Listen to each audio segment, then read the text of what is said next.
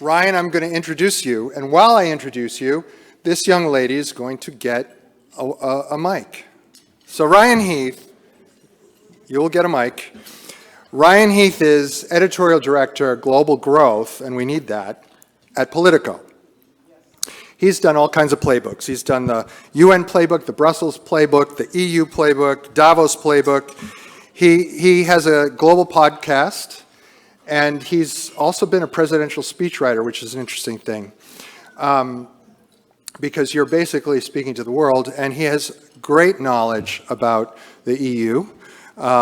Politico Politico has been acquired by Axel Springer for $1 billion. So he's probably a pretty happy guy right now. But do you have a place in Hong Kong as well? No. No. Anywhere in Asia? No. No. You're building. That's part of, and Australia. And he also cut his teeth at the extraordinary Sydney Morning Herald, correct? Yeah. Ryan Heath, everybody. And then Surya Dodia is going to interview him. And when you do, please take a chair, Surya. And when you do, I love this so much. Take this chair. Yeah, take this chair. Take this chair. That's good flow. And tell us, Surya, tell us a little bit about your background. Awesome.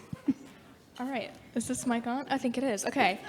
All right. My name is Surya. I am a first-year political science student at the University of Florida. Yeah, go Gators.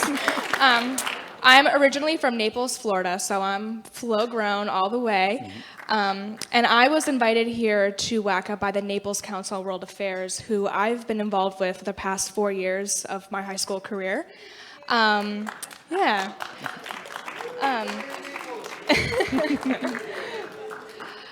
They host a conference every year for high schoolers in the community throughout Southwest Florida. And for me, that was one of the main catalysts for my interest in international affairs. And it's their program specifically that's kind of allowed me to continue my outreach with Naples and other communities of students around Florida. So I really appreciate them for that. So give them a round of applause.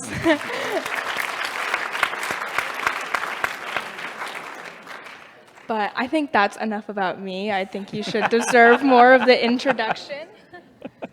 Hi, everyone. I'm going to let everyone in on a secret. Hopefully it's a confidence boost, not that you necessarily need it.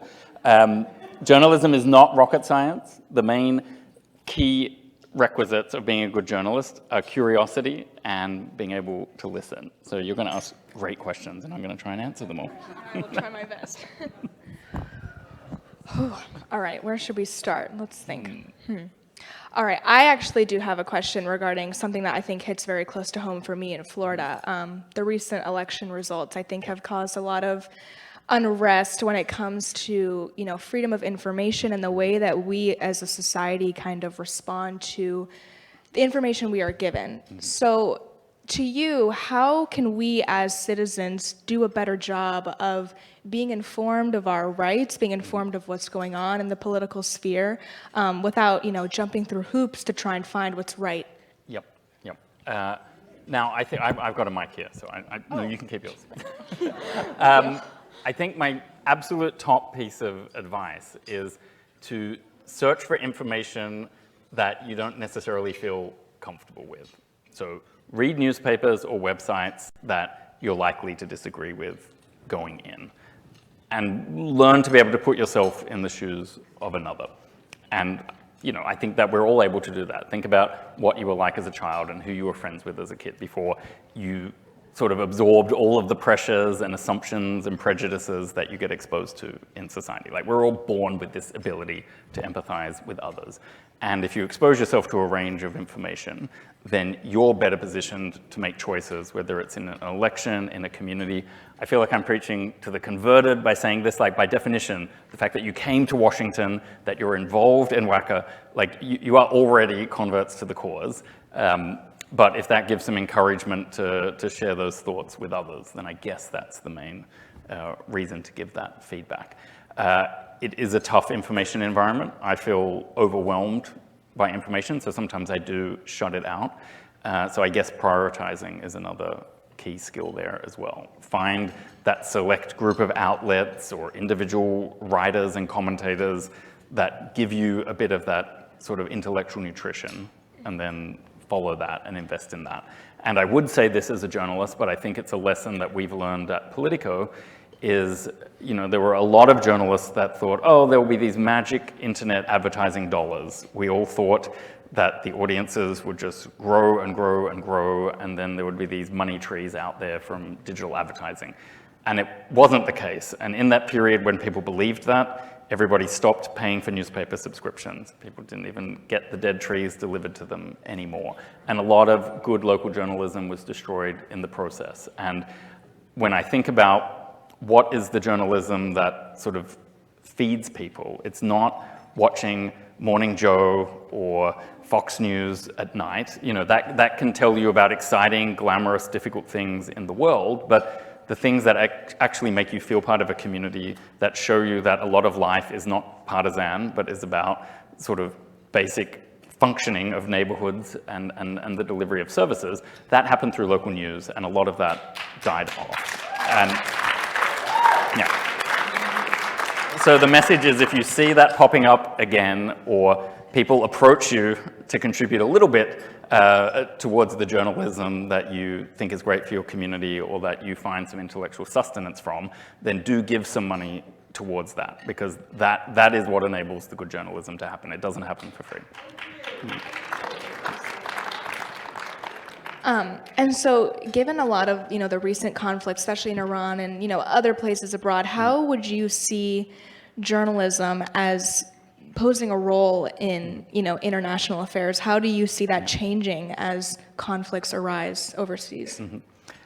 I wouldn't sort of put journalists at the top or the bottom of a hierarchy of needs, but journalists are an example of the sort of category of person that gets targeted by an autocratic regime or a system that's sliding away from democracy. And you can see that in the inability of people to have free expression through a free media in whether it's Iran, China, Russia, etc. But you also see it in countries like Hungary, and that was one that I was involved in when I worked inside the European Union system. And so I was the speechwriter and later the spokesperson for the vice president of the European Commission, the EU executive, who was in charge of negotiating with Hungary over a lot of its media and judiciary changes. And these were the core institutions that Viktor Orban was trying to hijack, basically. And we didn't understand at the time how far he would go, and we didn't act tough enough at the beginning of the slide, and it's one of my eternal regrets, where we are now, and knowing how we could have acted harder 11, 12 years ago, it doesn't mean we could have prevented the situation we're in now, but we could have slowed it. We could have given others an opportunity to challenge him, and we didn't do that. And so the lesson there was, if you do see journalists under attack, someone else is usually under attack, and someone else will be under attack next. And so that is a warning sign. It's not feel sympathy for the journalist, or do you agree or disagree with the journalist. It's what is that symbolizing in a country's trajectory. And the important thing is to focus on those patterns and those trajectories, and then to understand from examples through history where that trajectory ends up. And it doesn't end up in a nice place. So, I certainly believe in the European Union as a structural force for good in the world, while having a lot of questions and skepticism about some of the things it does. But I would often have these debates about something like Brexit back in 2015 and 2016. And the point isn't, did Britain need more independence? Could Britain be slightly better or slightly worse off in or outside of the EU? The thing that I also look back on now and will try and apply in the future is, what is the real big trend that is happening here? And it's a trend towards nationalism and looking inwards. That is what the Brexit vote represented. And you look through all the waves in history, and any time the world has started to go down that path, it doesn't end well. So it's not about whether Britain is going to have a GDP 1% smaller or bigger because of Brexit. It's what is that feeding into in a broader sense, and it's not a good thing that it's feeding into. And so I just always encourage people to sort of take that step back and try and see the bigger trend, and then ask what part of the trend you want to play. All right, and you also brought up, the EU and kind of how that's become a very dominant system in terms of, international governmental organizations. And how do you see the dominance of the West being challenged by certain nations such as Russia or China, especially through the lens of, journalism and media and the way that these nations are portrayed on the international scale? Yeah, it's a really tricky one. If I look, so I grew up in Australia, and we have, it's a different relationship to China than the United States, because no matter what an Australian thinks about the Communist Party or about Beijing, Australia cannot negotiate as an equal with the United States. So you're very conscious of everything that implies. And I think when China presented a more benign face, everyone could just deny some of the underlying reality about the situation. And then over time, it's become a lot more difficult. Like you realize not that China is going to invade. I'm not even sure that China will invade Taiwan. That's been a very big source of debate at events I've been at over the last 2 days. But the point is, China would have great difficulty invading Taiwan if it chooses to do so. The idea that it's going to suddenly come and take over Australia, I don't necessarily believe. But it doesn't have to physically invade a country to control it. And we see that through different ways that it's structured its Belt and Road Infrastructure Initiative. We see the way that it hands out goodies to small islands in the Pacific, and then what that might mean for military strategy in the future. So that is a difficult situation. And I think at the same time, I'm also very sympathetic to the fact that you have 1.4 billion people, close to all of them living in extreme poverty 60, 70 years ago, which is not to say that the Communist Party deserves a monopoly over Chinese life, but there are things that Chinese people deserve as humans. Some of that has been delivered through the system that they've lived under for the last 70 years. And that brings up some bigger questions about globalization.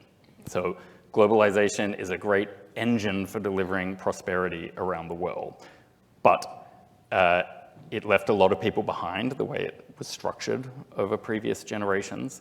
It now gets to be manipulated and abused by the Chinese Communist Party, which has been able to consolidate a lot of power. It's extending all of that power through digital realms now. And that brings up really tough questions, because everybody has human rights. Everybody deserves the ability to prosper. America doesn't have a monopoly over that. But the automatic consequence of that is not that the Chinese Communist Party gets to decide how the rest of the world is going to operate. And so we've got some very tough choices ahead as China continues to rise, and it will challenge the US. It puts countries like Australia in a very difficult position, where Australia, I think, has made the right choice, but has had to decide, you know what, we're going to be poorer, and we're going to stand up to this, and we're going to hope that our alliance with other Western countries works. But not every country is that brave or is as rich as Australia and will be willing to make that sacrifice. And so that's where US leadership is really important as well. And not to directly relate this to Ukraine, but sort of fighting this war against Russia is a really good example there as well, where a lot of countries in Europe don't have the resources that the US has to apply to this situation. They have other things to offer to that war rather than military equipment in terms of looking after refugees, providing other support to Ukraine. And I think we have to think really hard about what people are going to be able to offer in an alliance structure to dealing with the Chinas and the Russias of the world, because they won't be able to afford or won't be willing to make all of those choices on their own. It's going to take cooperation, it's going to take US leadership at some point. Other countries like Australia that have the resources to set an example or to back the US up are going to have to do that as well. Otherwise, it's going to be a really, really tricky situation where we really are going to be stuck in different regional blocks where China isn't going to be denied. We can't wish China away. It's still going to be 1.4 billion people, and it's got a lot of resources, and it's willing to challenge democratic systems. So it is going to be really tough over the next few years. Yeah, that's really great insight, I think. And one of the things I think is most prominent, I think, for us college students who are studying international relations and political science is this idea that can all states have a seat at the table when it comes to the United Nations specifically? And so do you believe that, let's say that we kind of maintain this existing world order, is it worth trying to kind of implement these smaller states that may be at, the subject of other competing ideologies into this system for the sake of representation? It's really tricky. It's such a cart and horse situation with the United Nations where you'll never, I don't want to say never, but I think it would take a breakdown of the system for the level of reform necessary to make something like the Security Council really work.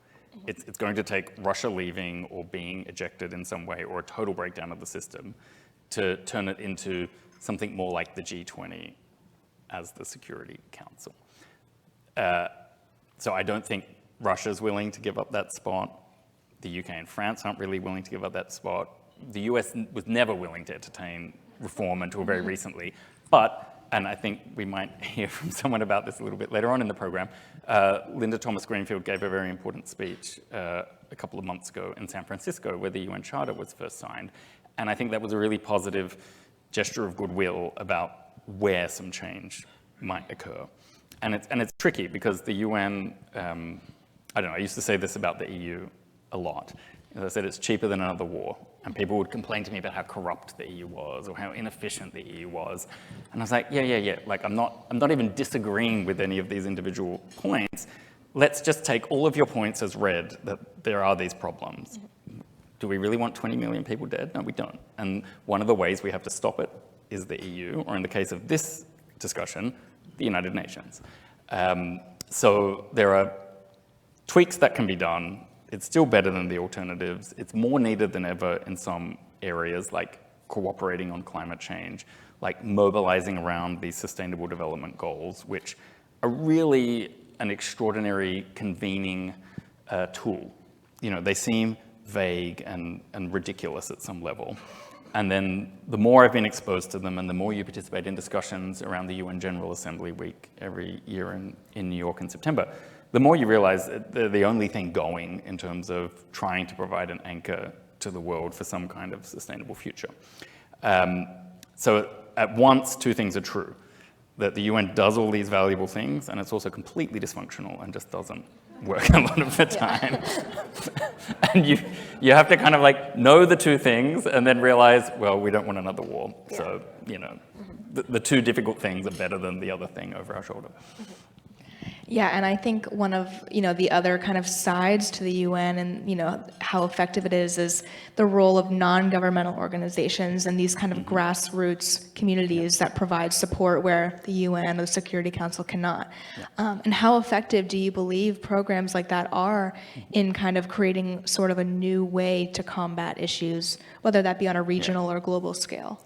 I'm going to give another each-way bet answer on this one, where one of the things that I've always found inspiring about America is there are just, like, whatever else is going on in this city and at the federal government, there is just an extraordinary richness in local community organizing and philanthropy in this country, which is really unmatched in my experience in other places. People actually get up and do things to change their community, and they put their money where their mouth is, and that's fantastic. And you see that represented, not necessarily from the same force of action from people like all of you here in this room, but the way more non-government organizations have gotten involved in the UN system. They're kind of hacking the UN and sort of just attaching themselves and grafting themselves onto the UN and saying, we want to contribute to this process and we're going to force change and we're going to donate money. And whether that's billionaires like Bill Gates and Jeff Bezos, or whether it is the more grassroots activist organizations, they're all having a positive effect on that UN system. But then you take an example like climate change and you look at all of the private money and all of the corporate sort of promises and commitments. And, I've got to be really honest, when I try and collate all of that and look at it from a big picture, none of it really matches what would happen if all governments really sort of put their elbow grease into the situation. There are just some things that require the scale of government to really make change, and climate change is one of them. So it is great that all of this organic stuff is happening, but there are some things where, in a way, it doesn't matter until governments really get involved. I don't know how many questions. Doesn't matter. I don't want to say that. I don't want to tell people not to be active on the climate, but you've got to be active in two different ways, parallel streams of activism. Well, then that kind of goes into my next question. Yeah. I was going to ask, what is your advice to, young people like me and the other college students in the crowd? How can we do a better job of becoming involved and being those activists, in a way that, no government could possibly do? Yep. I don't know. I don't know if it's personal advice, but I guess it's personal experience, is I've tried to do a lot of different things in my life. And I think that's important. I once wrote a book criticizing baby boomers, and I apologize to everyone that's a baby boomer in the room. I observed patterns of behavior amongst some baby boomers. I didn't personally condemn baby boomers. But what I tried to say there was it's unhealthy to do the same thing over and over and forever. And I would pick examples. Like there was one newsreader in Sydney in Australia, and he'd literally been doing the job for 37 years. And I was like, there is no world in which this person is the best person for that job for 37 years in a row. That is a system that chooses not to innovate. It's a person that chooses to glue themselves to the seat instead of thinking of something better to do. And so what I always tried to apply in my own life was be willing to quit or be fired. Like if you're not willing to walk away, there's something sometimes wrong. I don't want to be absolute. Like if you have a family to provide for, not everyone has the luxury of walking away from a job. But there should be some value and thought process to the work that you do. And knowing that you can walk away gives you the power to argue for more change in what you're doing. It means you've got some belief in yourself to go and do something else. And the fact that you might end up doing 4 or 5 different things in your career will make you a more rounded person and will give you other skills that you can apply to these other new challenges. And I think as we live in this very complicated, fractured world, having that broader skill set is really important. There's some turnover. It means you're not blocking the seat to the next generation. It means you are giving other people a chance. It means you're getting new opportunities to go somewhere else. And I think if more of us practice that sort of turnover, we might all learn from each other a little bit more. Well, that was my last question for you. I think that ended on a really positive note. Great. Thank you so much for having us. Thank you. Yeah.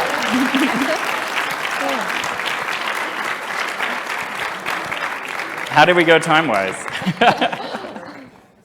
You're a pro, by the way. Does anybody dare take the mic? Does anybody dare take the mic? Ryan, I understand Politico's hiring. Yes, always hiring, Okay. globally growing. So let's be clear about that. That's my mantra. The CIA got their people, but you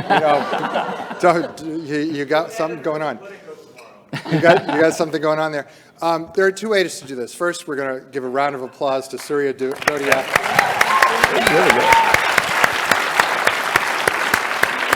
I only know a tiny bit about journalism, but that was a good choice. And by the way, Ryan, I'm going to thank you too. But by the way, I got like 15 texts. Did you plan this? Hell no, I didn't plan this. We had an ambassador from Ukraine who was supposed to be here, but this is way better. So, Surya, thank you. Thank you so much. Ryan, thank you. Naples, you got a lot of photos coming your way. Don't waste them. Thanks very much. Thank you so Thank you. much. Great job.